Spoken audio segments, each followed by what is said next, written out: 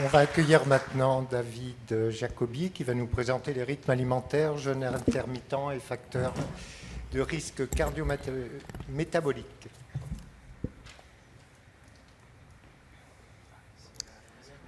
Bonjour à tous et à toutes. Je remercie le comité d'organisation pour cette opportunité de faire cette présentation. Donc, je vais vous parler des horaires de prise alimentaire, du jeûne intermittent et des facteurs de risque cardio-métabolique. Je vais m'éloigner un peu de l'athérome, mais à la fin de cette présentation, vous saurez s'il faut ou pas prendre un petit déjeuner le matin. Pas du tout, pour 2023. Ce que je vais couvrir, c'est un état de l'art des prises alimentaires et de l'interaction avec le métabolisme.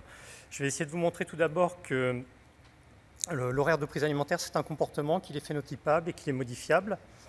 Je vais vous montrer aussi, Hélène Duez l'a abordé un petit peu, que l'horaire des prises alimentaires contrôle le métabolisme et que, à minima, cet horaire des prises alimentaires est un candidat nouveau facteur de risque cardio-métabolique. Je vais vous montrer rapidement quelques données de l'étude épidémiologique 1K3 de l'ANSES sur une population représentative des Français, enfants, adultes, en France métropolitaine, avec des données de consommation alimentaire assez détaillées, 3 rappels de 24 heures non consécutifs. Et vous voyez l'organisation des prises, ce n'est pas les calories, c'est le nombre de prises dans la population. Vous voyez bien les 3 repas, petit déjeuner, déjeuner, dîner qui se dégagent.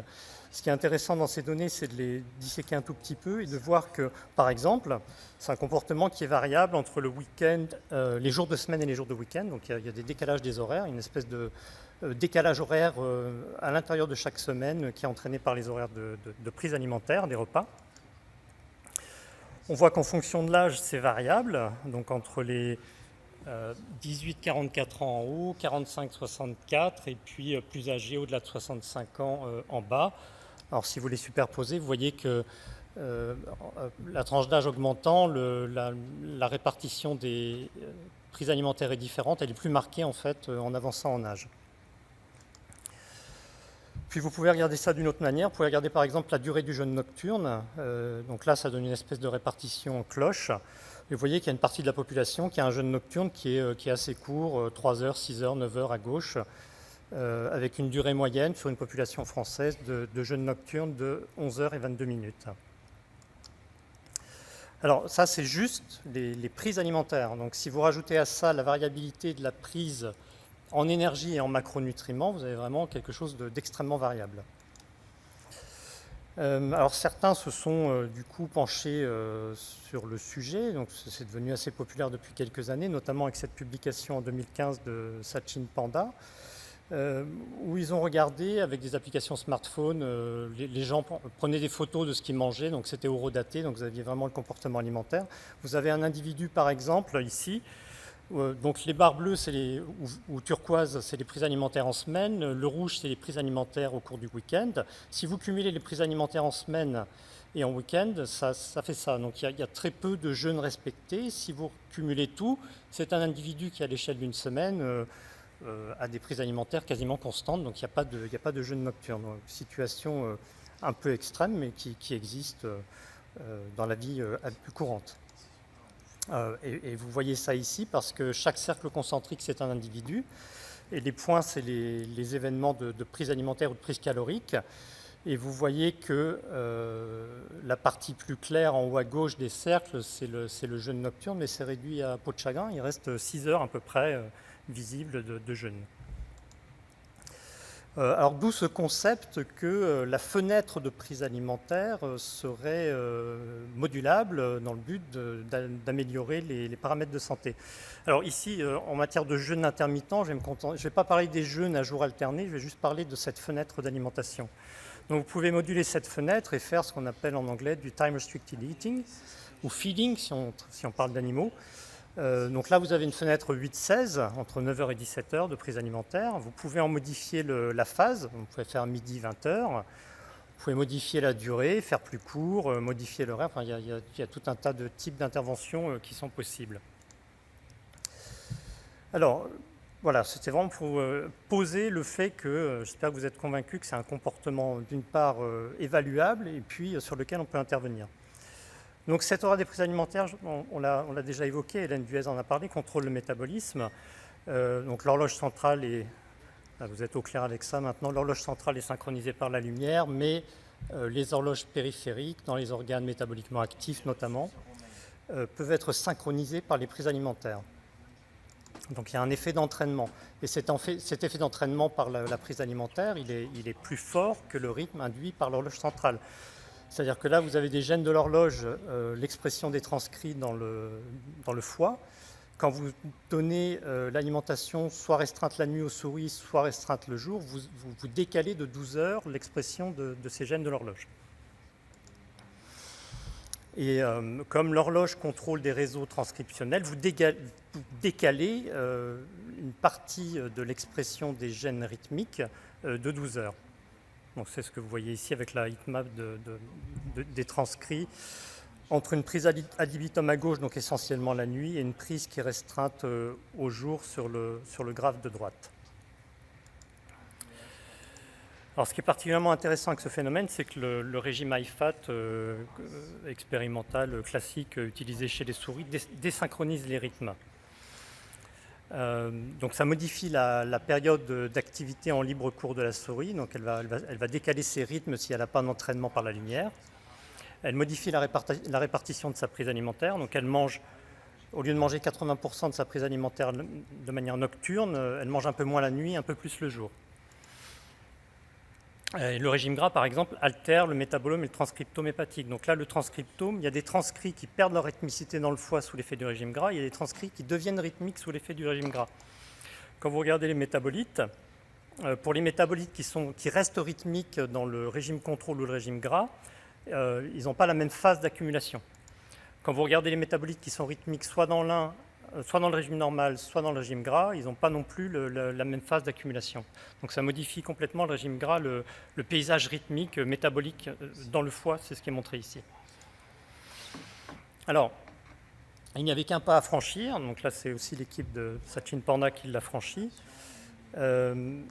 Pour répondre à la question de est-ce que finalement une partie des effets métaboliques du régime gras n'est pas due à l'altération de ces rythmes.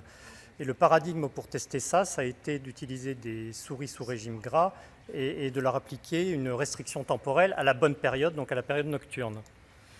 Et c'est fait de telle manière que si vous restreignez la prise alimentaire nocturne des souris sur 8-9 heures avec ce régime gras, ça reste isocalorique.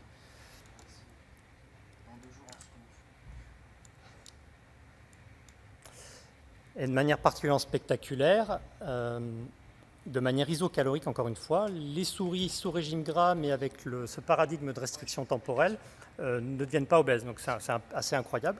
On l'a reproduit dans mon équipe, donc j'y souscris totalement, c'est réel.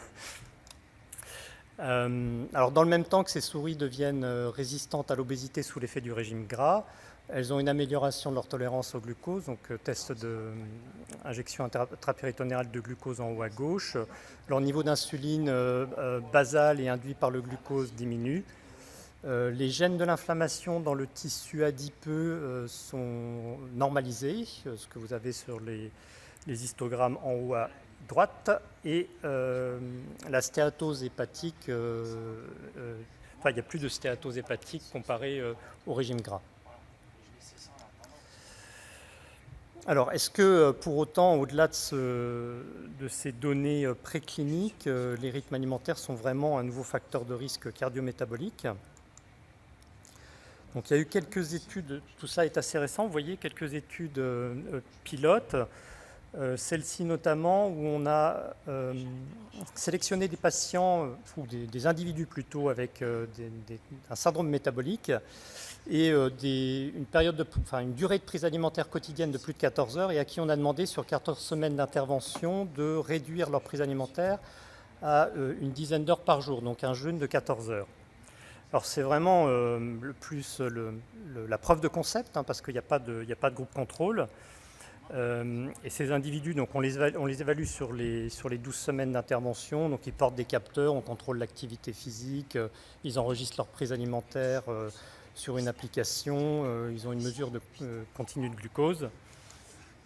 Et ce qui est intéressant, c'est que vous voyez à droite, en orange, la durée de prise alimentaire quotidienne avant intervention et en bleu la restriction qui s'établit au cours de l'intervention. Donc ces individus ont une diminution de facteurs de risque cardiométabolique, ils ont une diminution de la pression artérielle systolique et diastolique et une diminution du cholestérol total et LDL, je crois. Alors, cette étude, cette fois-ci, est mieux contrôlée, plus proche de conditions de laboratoire.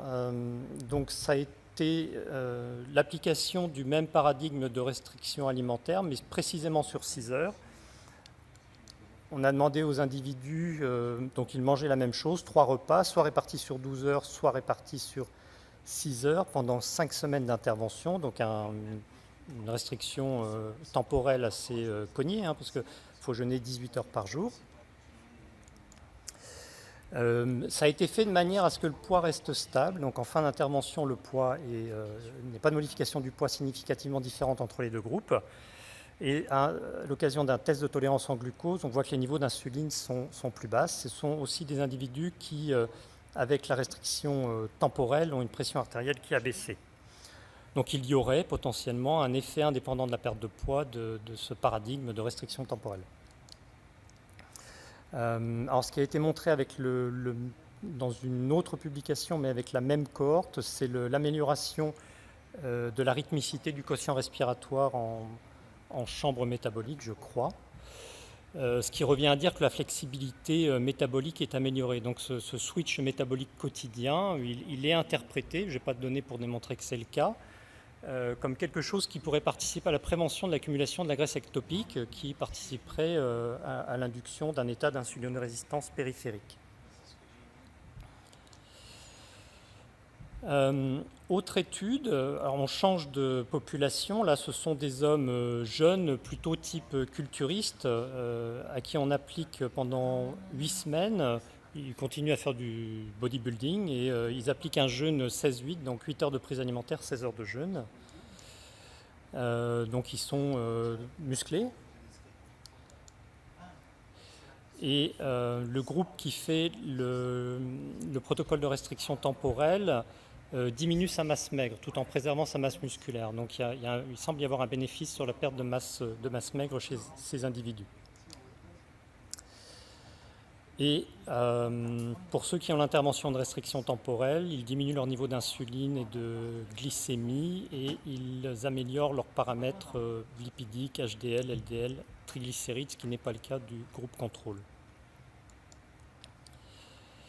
Alors une autre étude en population, cette fois-ci 50 individus en surpoids ou obésité, intervention de 12 semaines avec là aussi un jeûne 8-16, mais qui débute plutôt tardivement dans la journée, à midi, versus un groupe contrôle ad libitum. Ce qui est intéressant, donc ils sont en surpoids obésité, mais on ne leur a pas fait une restriction calorique. Alors, ce qui est intéressant là, c'est qu'il n'y a pas de différence de perte de poids dans les deux groupes. Et de manière qui interpelle, parce qu'on n'est pas en condition de laboratoire, on est en condition de vie libre, mais il n'y a aucune différence significative sur tous les paramètres, facteurs de risque, on va dire cardiométabolique au sens large, glycémie, insulinémie, hémoglobine glyquée, le HOMA, la pression artérielle et le cholestérol total, HDL et LDL. Donc ça interroge, publication récente. Ça laisse aussi ouverte une question importante, c'est de savoir dans quelle mesure la restriction temporelle pourrait donner des effets cardiométaboliques additionnels comparés à la restriction calorique continue. Il y a eu une étude récente, publiée il y a quelques semaines dans le New England Journal of Medicine, étude chinoise. Là, on est dans le paradigme du traitement de l'obésité, de la réduction de la prise calorique. Donc, il y a une restriction calorique, 1500 à 1800 kcal par jour pour les hommes, 1200 à 1500 kcal par jour pour les femmes. 52 semaines, donc une année entière de suivi, d'intervention, 139 individus. Aucune différence significative. Il y a un petit delta en faveur de la restriction temporelle, mais qui n'est pas statistiquement significatif. Et par ailleurs, aucune différence significative sur les paramètres cardiométaboliques au sens large que j'évoquais il y a un instant. pas de différence d'évolution de la pression artérielle. Ce qui est assez notable, hein, je suis passé assez rapidement, mais il y a une perte de poids de l'ordre de 10% hein, sur un an. Donc ils ont quand même fait une intervention diététique assez drastique et qui a plutôt bien fonctionné. Donc ça pose la question de l'intérêt, c'est plutôt des données négatives. Hein, il semblerait que quand on entraîne une restriction calorique, dans un but de perte de poids notamment, ça prend le dessus sur tout effet métabolique bénéfique de la restriction temporelle. Donc en résumé et en conclusion, il y a un certain nombre de preuves. Déjà, il y a un background préclinique particulièrement conséquent et convaincant sur le fait que les rythmes alimentaires ont un rôle sur les paramètres métaboliques. Et on a eu quelques études d'intervention et quelques études contrôlées randomisées qui sont parfois discordantes, mais certains évoquant quand même la possibilité que, indépendamment d'une perte de poids, ces paradigmes de restriction temporelle pourraient être bénéfiques. Donc on n'a pas d'études sur l'effet au long terme, il n'y a pas de standard et de recommandations, ça pourrait venir prochainement, mais actuellement on n'en a pas. Je ne sais pas si le niveau de preuve est suffisant, on le saura bientôt, il y a un rapport de l'ANSES qui doit sortir en fin d'année. Et ça pose la question de nutrition personnalisée et de précision, dans le sens où peut-être que ces paradigmes d'intervention sont bénéfiques dans une sous-catégorie d'individus, peut-être avec syndrome métabolique, peut-être avec des rythmes particulièrement perturbés, et peut-être par ailleurs n'ont pas d'intérêt particulier chez des individus bien rythmés ou sans syndrome métabolique, ou qui seraient dans un paradigme de perte de poids avec une restriction calorique. Et donc il y a encore besoin d'essais cliniques, en contrôlant particulièrement bien la prise calorique, ce qui est un challenge très important de ces études, où il faut à minima avoir un poids stable, idéalement avoir de l'eau doublement marquée, enfin des choses assez lourdes pour bien contrôler ce qui se passe au niveau de l'énergie. Bien différencier la situation d'individus avec ou sans syndrome métabolique, bien considérer le caractère plus ou moins synchronisé des individus au départ. Est-ce que ces interventions, je le proposais, sont plus pertinentes chez des gens qui sont désynchronisés? Et puis, on n'a globalement pas d'études sur tout ce qui est accumulation de graisse ectopique. Moi, j'ai proposé, et on a un PHRC national financé, pour voir, sous l'effet de ce type d'intervention, chez des patients obèses, l'effet de la restriction temporelle sur la stéatose hépatique. Donc, on doit débuter ça bientôt. Voilà, une photo récente de l'équipe 4, où vous reconnaîtrez un petit jeune, Bertrand Cariou, au centre. Je vous remercie pour votre attention.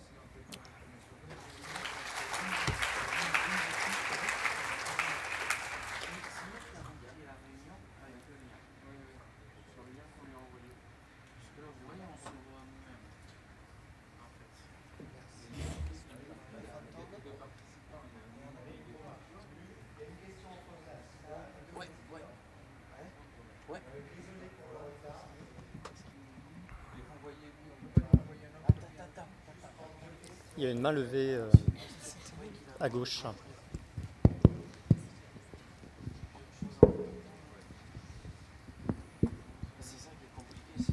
Bonjour, Blandine Tramoun de Toulouse, merci pour votre présentation. Moi j'avais une question sur l'acceptabilité sociale en fait de ce type de régime, parce qu'effectivement ça contraint les gens à manger sur une certaine période, et notamment souvent ça s'arrête quand même assez tôt dans la journée. Donc moi voilà, je voulais savoir comment vous alliez le proposer aux patients quant à l'acceptabilité sur le long terme de ce genre de dispositif. C'est une excellente question très pratique et qui est extrêmement importante, parce que ça conditionne la réalisation de ces interventions et leur applicabilité dans la vraie vie. Il y a deux choses. Les études semblent montrer que quand vous faites de la restriction temporelle, vous n'avez pas plus faim. Globalement, ça semble mieux rythmer votre appétit et votre satiété. Voilà, ça ce sont les données. Et après, il y a l'acceptabilité clinique. Donc, dans l'étude de LOVE du JAMA 2020, par exemple, il y avait un taux de drop-out plus important dans la restriction temporelle que dans la restriction calorique, sachant que c'était une restriction sur entre midi et 20 heures. Donc, effectivement, dans la vraie vie, dans ces essais cliniques, ça semble mal accepté. Alors, une manière de faire, c'est de s'adapter à ce qui est le plus pratique pour la personne. Mais faisant ça, on risque de ne pas sélectionner la période physiologiquement la plus efficace. David, merci. Je voulais savoir si tu pouvais nous donner ton impression entre ce qui est lié à la lumière et ce qui est lié à la prise alimentaire. Et quand je pensais ça, je me disais que même si on mangeait aux mêmes heures, c'est pas probablement la même chose de manger dans un endroit de la planète où on a 12 heures de lumière et 12 heures de nuit par rapport à des pays très proches des pôles où ça ne ressemble pas du tout à ça. Alors, sans rentrer dans la variabilité saisonnière ou celle liée à la latitude, une des questions qui se pose, c'est la capacité à réfléchir au rythme alimentaire par rapport au rythme endogène. Le rythme endogène étant celui qui est induit par la lumière et le rythme veille-sommeil.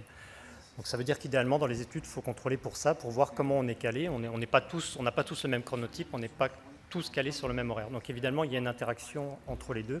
On pourrait théoriquement interpréter le rythme alimentaire qu'au regard de ce rythme endogène. On va s'arrêter, je suis désolée, on a déjà pris beaucoup de retard. On pourra discuter encore pendant la pause. Merci beaucoup pour cette présentation. Merci à tous les orateurs de cette session et on va continuer avec la session suivante. Merci.